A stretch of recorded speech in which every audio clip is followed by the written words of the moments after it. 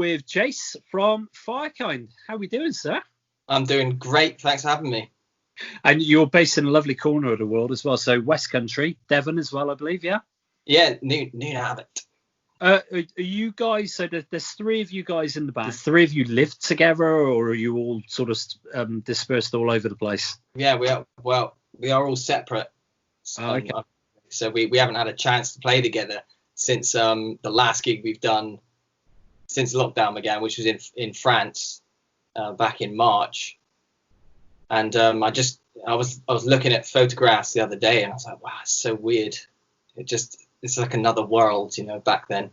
Yeah, it's almost getting foggy in the memory, isn't it? The last time I went to sort of a concert. What is that? Yeah. Are you managing to sort of hook up on Zoom or Skype or anything like that and sort of jam with the guys or anything like that? I record a lot of stuff on Logic Pro in my studio here, and the other guys, Dan the bassist, he has Logic as well. So I'll record like me playing guitar and singing, send it on Dropbox, and he'll open up the same file and then sort of jam with me in that way. Oh, okay. Yeah, it's kind of like a virtual kind of before adding your own sort of elements and pieces in. Right, here you go, Jas. Add your kind of thing. Yeah. Yeah, we're trying to get Robin to come into the 20th century with an electric drum kit, but he's resisting so far. So we've got you on specifically to talk about the new single, It's Not Over, which is already out. It's been out for around about 10 days or so now. Yeah. We'll come to that in a bit, if we may. I always generally start the interviews by delving into the past and kind of how the band formed, a bit of history on the band. So Firekind as a band, as they are now with the three of you guys, how did all that come about? So the bassist Dan is my brother. We've been playing together since I was like 15. I think was the first we started gigging in pubs with our old man. He was on guitar as well and singing, and it was us two brothers alongside him and some other old dude on the drums. When did things kind of solidify around a name and the style you guys sort of have now? It was a bit of a gradual process, to be honest, because we started off playing, progressive rock, I suppose you could say.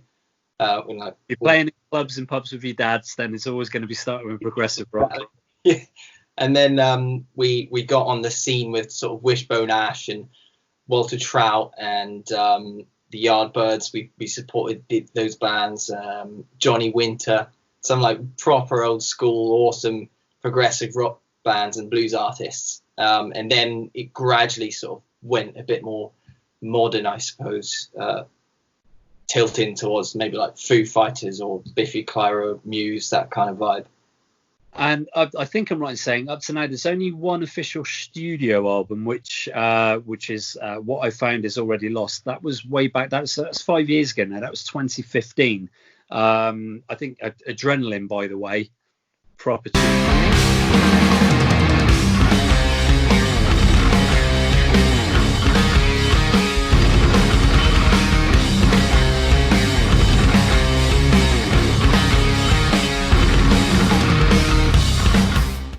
Thank you. Really, really like that tune. Yeah. But nothing from you since. So it's kind of what have you been doing for the sort of last 5 years?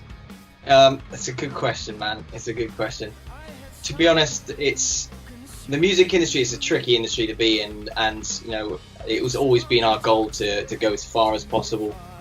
But there does come a time, when it's hard to get by being an original band. So we had to make a decision.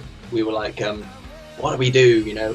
Do we go and get normal jobs, or do we keep pursuing this? And fortunately, we did keep pursuing the rock dream, just taking a little bit longer than we planned. But that's what they say. As long as you don't quit, you'll get there eventually, eh? So 2020 is kind of your renaissance year. There's new material in the works, new things coming out. So we've got the new single. I'm going to take a stab in the dark. Is this kind of the build towards kind of a new EP or a new album, or is that still not in your thinking at the moment?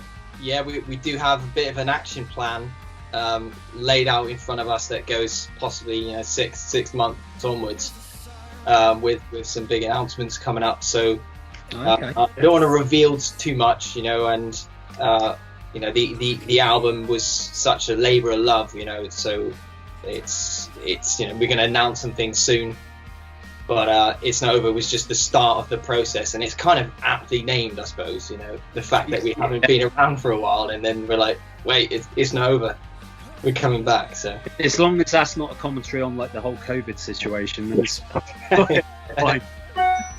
What's the message? What's the story behind the new single? Is there one? I've always been someone who prefers to sort of escape, you know, get away from normal life, I suppose, and that just I like the idea of just escaping with someone special, you know, and especially in a crazy world, you know, that it's kind of turning into at the moment. And you know, a few months back, before we sort of kicked this process off, and I was like, yeah, it's probably a good idea to get this track out now, you know, for just seemed the best time to do it. Literally, my next question was, so releasing new material, releasing a new single, is this good timing, bad timing, or awkward timing? I'm going to say it's good timing, because if you don't press go, you just don't do anything, and that's been, I think, an issue of mine in the past, and us as a band, you know, we're like, oh, we want to make it perfect, and we keep going back to the drawing board, like not releasing stuff because we're like, oh, let's re-record it. I think the EP a couple EPs ago, you know, we recorded it at 3 studios before we had a product, and then we ended up like not releasing that fully anyway. So it was just a way of trying to get out of that headspace, really, and chuck it out there, warts and all. And you say, yeah, good timing. Yeah, one thing you have got at the moment is a captive audience. So at least if you can get this out there, get the new single in people's ears, then in theory, by the time that things open back up and that they can come along and see you guys playing live, they'll know all the words at least anyway. Yeah. Lockdown itself, though, given everything that's going on with the current situation, has that affected the band at all and your plans? Obviously, you say you're all separated at the moment. Has that had a detrimental effect? Has that put things back a stage, or have you kind of muddled on through anyway? To be honest, I think it's had a bit of a silver lining, because it's allowed us to sit back a bit, evaluate what's going on, what we want to achieve as a band, and then put those plans into motion, because when life's normal, it's so fast and chaos that you just sometimes you don't sit back and see the bigger picture of what you want to do with like a big project. And yeah, so it's kind of allowed us to do that, really, and having lots of good studio time is great as well. I have seen you guys described pretty accurately, to be fair. It's fusing kind of soaring guitar and vocals with really powerful drum and bass. Is that the direction that you're going to be sticking with for the new material that's going to be sort of hitting people's ears, or is that very much your sound, or are you going to be trying something a little bit different? We're going to try and build on that, and maybe bring it slightly more modern, still keeping the rawness to it, but maybe bringing some more modern elements to it with regards to some interesting sounds. You know, there's so many cool things you can do in a studio with all these plugins and instruments that it's just there's so many lush sounds. It'd be great to just incorporate that. So yeah, I think it's gonna maybe just take its course. I suppose that's a good sign for a band, actually. So your sound effectively is you've honed your skills, but it's still you're constantly learning and constantly maturing as well. I think so, and I think some of the best bands in history, you know, have gradually evolved, and seems to be the right way to do things, doesn't it?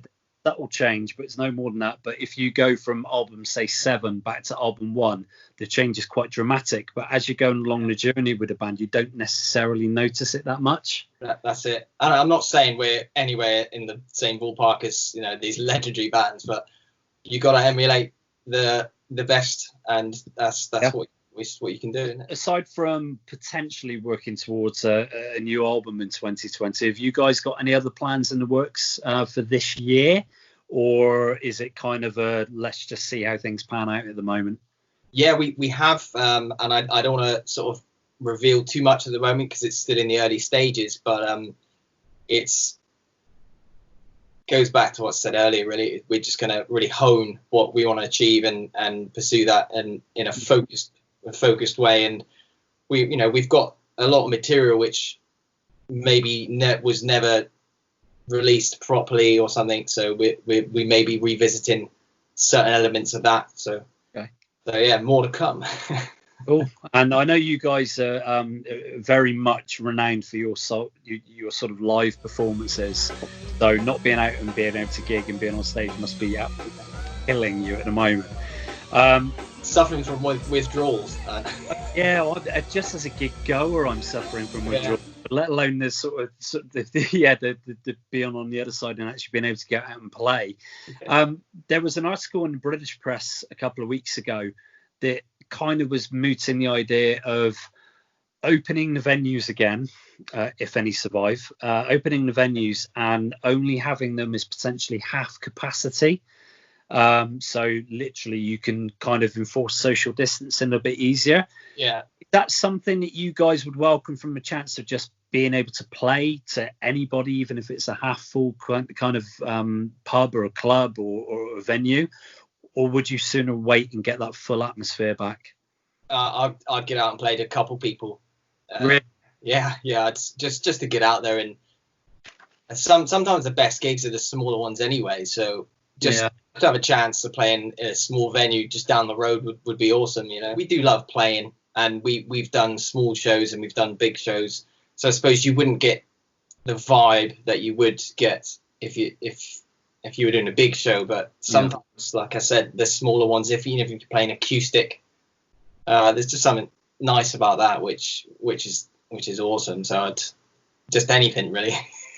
what I would give for an English beer garden at the moment, this weather, and just playing an acoustic guitar in the corner, even that would tick a few boxes. I've tried to replicate that in my garden, but I just feel like a right loner, and I'm sitting there, you know, beer in hand, like, hey, there's no one here. We kind of, obviously, we've stated that the new single is out everywhere at the moment. So it's on all streaming platforms, download on iTunes and everything. So that's the music side of things. What about the merch side of things? If people want to support Firekind, how can they do that at the moment? We've got some T-shirts designs coming out. I'm not sure when, but they will be out soon, and maybe vinyl versions pending on demand.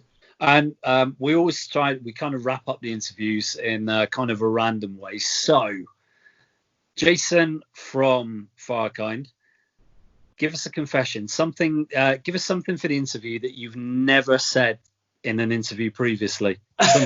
Something people might not know about you or the band. Well, I play Seth Backus guitars. Just going to throw that in there, and I absolutely love them.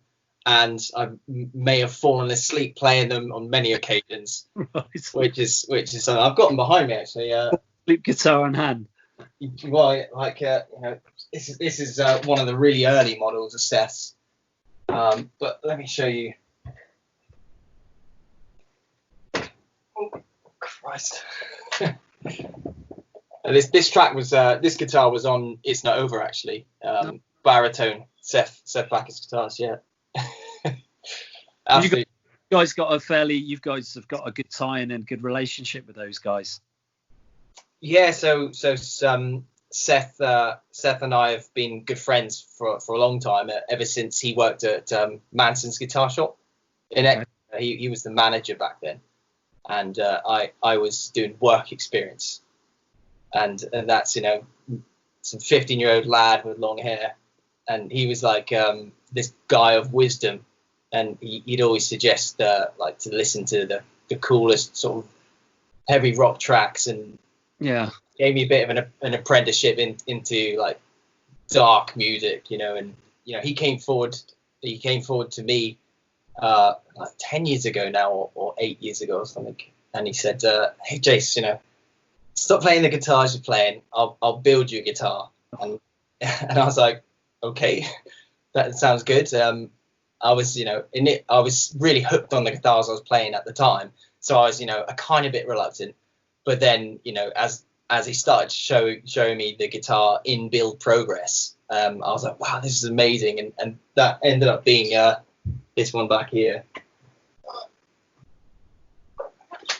And you can see I've played it a hell of a lot, all the wear on it, and just fell in love with it. And 4 guitars later, I still play them, and they're still my main instruments. And he's got one of these skills that enables him to build an instrument that you can connect to. We're going to wrap up with a little game of Would You Rather. So we've got 3 categories, so brutally honest can be.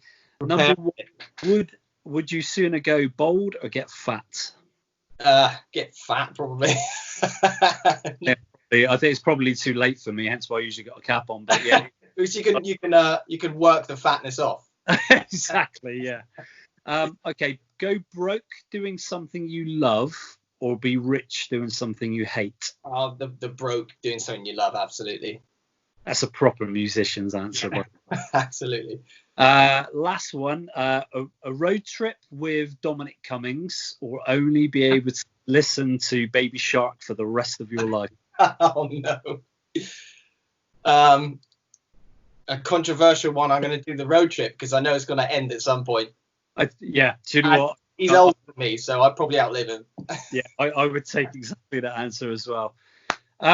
Thank you for your time, sir. Really looking forward to the new material that's going to be coming out from you guys over the course of the year. Great new single. But yeah, thanks very much for having me, AD. It's a pleasure to chat to you and do something different, in this lockdown world. Yeah, it's nice to be able to talk to different people other than the people that you're cocooned, isn't it? Yeah. Hopefully, at some point, if the gods align, hopefully at some point we'll be able to come out and catch you guys live as well. Oh, that'd be great. Share it. I'll buy you a beer. Appreciate it. Cheers, Jace. Thanks, AD. Take care, mate. Cheers. Bye.